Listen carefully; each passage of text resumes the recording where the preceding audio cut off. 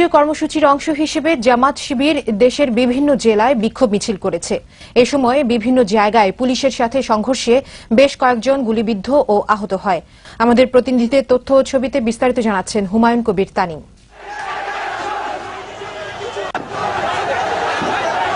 গণহত্যার প্রতিবাদে কুমিল্লা মহানগরীতে বিক্ষোভ মিছিল করেছে জামায়াত ইসলামী ও ছাত্র শিবির। এ সময় বিক্ষুব্ধ কর্মীরা বেশ কয়েকটি প্রতিষ্ঠান ভাঙচুর করে। এ ঘটনার পর ছাত্রলীগ কর্মীরা কয়েকজন শিবির কর্মীকে বাড়ি ফেরার পথে হামলা করে।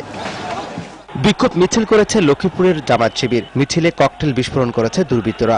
এ সময় রাস্তার উপর টায়ার জ্বালিয়ে অগ্নিসংযোগ করে শিবিরের নেতাকর্মীরা। এদিকে রায়পুর উপজেলায় আওয়ামী লীগ, বিএনপি ও জামায়াত একই স্থানে সমাবেশ ডাকায় 144 ধারা জারি করেছে প্রশাসন।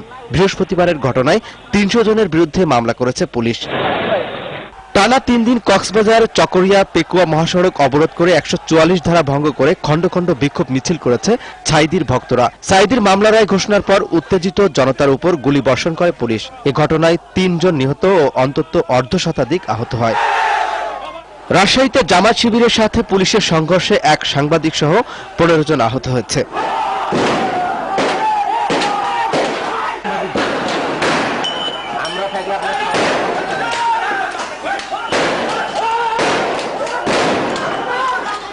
নাটোরে বিক্ষোভ মিছিল করেছে জামায়াত ইসলামী ও সাঈদী মুক্তি আন্দোলন পরিষদ।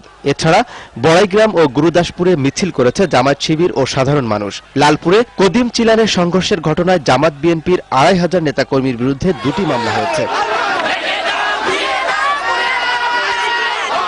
জয়পুরহাট বগুড়া মহাসড়কের বাস স্ট্যান্ড থেকে হিসমি বাজার পর্যন্ত 2 কিলোমিটার রাস্তায় কাঠের গুড়ি, ইট ও বিদ্যুতের খাম্বা দিয়ে 2 ঘণ্টা অবরোধ করেছে জামাত শিবির কর্মীরা।